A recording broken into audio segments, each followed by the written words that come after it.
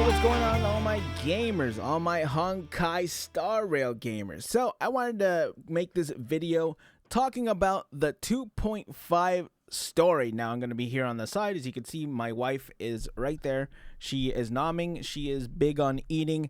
I wanted to talk about how I actually think this is a great story, to be honest, chat. Dude, this story, unironically, was pure cinema and is actual peak. But, of course, like with a lot of these stories, there's going to be pros, there's going to be cons, right, chat? So, we're going to start with the pros. But before I absolutely start, I 100% have to tell you guys, there is actual spoilers in this video. I'm going to have to talk about some of the stuff that is actual spoilers and is like pretty big development. So, watch it after you actually play the 2.5 story. Anyways, I want to begin with saying that Feixiao can impregnate me. This is an absolute pro in the story, and I will not apologize. I am going to bear her children. I'm going to be giving birth. Anyways, I think the story had pretty good pacing throughout the whole time. It was very fast-paced. Nothing really felt too off at all in any way, except for one part, but it also leads into the story.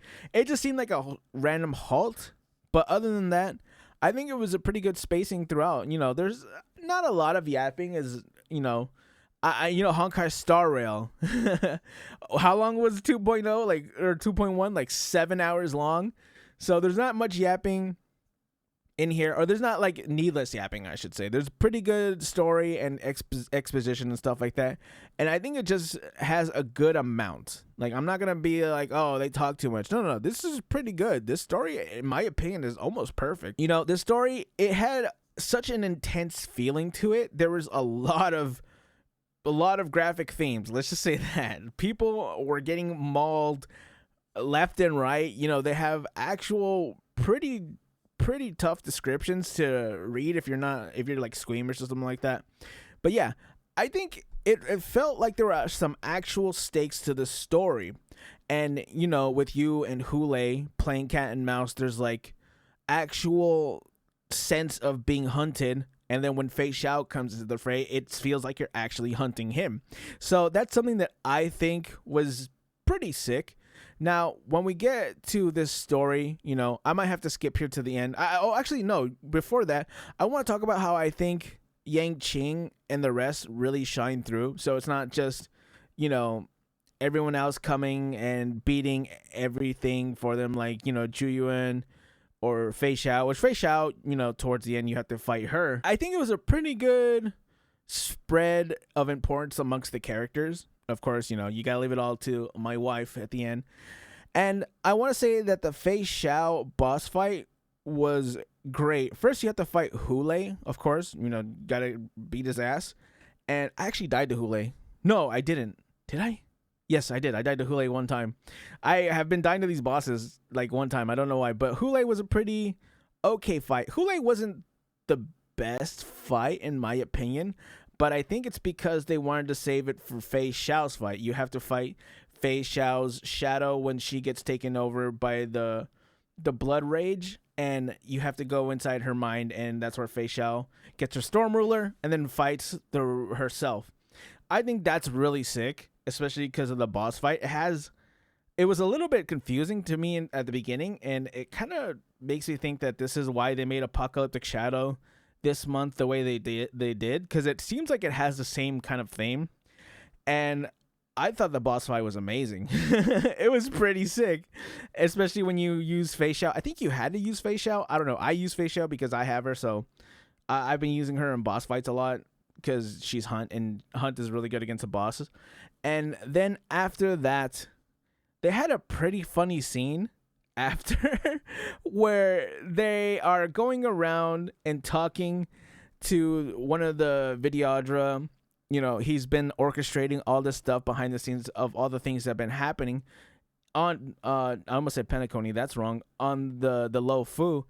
And Daniel comes and he just says, oh, you know, there's all these laws for people on the Lo Fu. I'm not from the Lo Fu. I'm a nameless. And guy spears his ass. It was really great. It was a funny scene. I thought it was amazing. But, you know, That was pretty good. I overall I think the story was pretty great. I thought the fights were great. I thought the scenes, like the animated scenes, were pretty good. I kind of wish there was a little bit more and a little bit longer, but they kind of wanted to get you in there and get you fighting.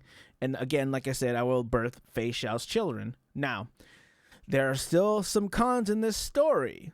Now, one of the things that I thought was kind of weird is that this story is like overly brutal, and it seems weird because you can't show any of it, right? Like, one of the corpses that you find after Hule escapes is this person has bones broken and is mangled beyond recognition or something like that. Like, they had their bones swiped in one attack, and then you look at the body and it just looks normal.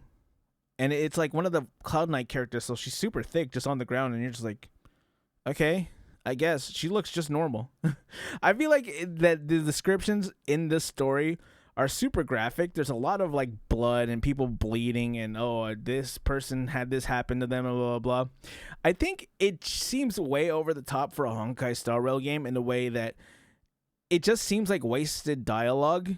Like, yeah, you get an intense feeling as to what this person does, but it's like they can never show you that because of the nature of the game. So in my opinion, it just seems like you're doing too much and not, where they're telling and they're not showing, and they can't show. So that's fine, but it's just a weird complaint. I think that it was just doing too much in a way that it's like, well, I kind of want to see it now, but you couldn't see it because it's Honkai Star Rail.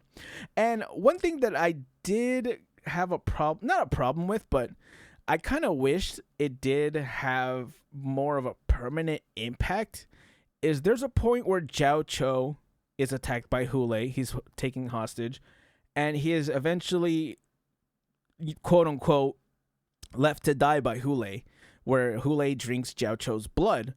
And because of this, Jiao Cho gets the upper hand on Hule because he took poison, which was going through his blood, and Hule ended up drinking his blood, and that's how you take down Hule. But it would have been better for me if they had kept them dead again. They don't want to kill these characters, but, I get it. One thing I will say, though, with Jiao Cho is they actually have a permanent result. Jiao Cho is now blind. They didn't change that at the end. They didn't say, oh, don't worry, we're gonna fix your eyes right here, haha. No, the poison, I think it's because of the poison, worked itself into his blood, and now Jiao Cho is permanently blind. So I thought that was pretty good. And one thing that I thought was cool, but again, why didn't they leave this permanent? At the end, Tingyun comes back. Tingyun is alive. Why is she alive? Just leave people dead. I don't know. It just feels like there's now Tingyun's death did have a big stake, and now it just feel like it doesn't because she's coming back, which is what it is. And I don't know if this is a plot hole, but like Hule could apparently be killed the whole time, and they just didn't kill him. Maybe it's because I was talking to chat that I missed the part where they just kept him alive, and I was just like, why didn't they just keep him alive? What? And at the end, I get it. I get that they wanted to show how all this stuff was tied to the Videodra, and they found the guy who is like behind all the conspiracies and all that. I just think it felt weird to throw that into a side quest. Now you have to play this quest. This is a 2.5, I almost said Archon quest, Trailblazer quest. You have to play it, but it just feels like it would be more impactful if it was in a regular quest. I don't know. That's just a nitpick for me. It's pretty cool. I love seeing Dun Hung just like spear the guy. It's pretty good. And another, I don't want to say a plot hole. I guess this is kind of explained with GENUIN specifically, is when he got the foresight from Fushuan, which told him how it would play out.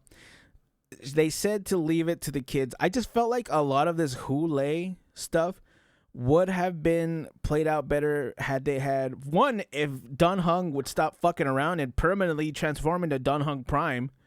I don't know why he ever stays out of his Dun Hung Prime form. It just feels like a lot of the story could be solved if he was just in his prime state, but him and GENUIN don't really go into the story because they tell him that, you know, you got to leave it to the kids and whatnot. And, you know, it does work out, you know. Yun Li and Yang Qing are in there fighting, and they do pretty well. They hold their own. But I think overall, it was probably the best story I've played through for Honkai Star Rail. It was insane, dude. Nothing but 3 to 4 hours of pure cinema.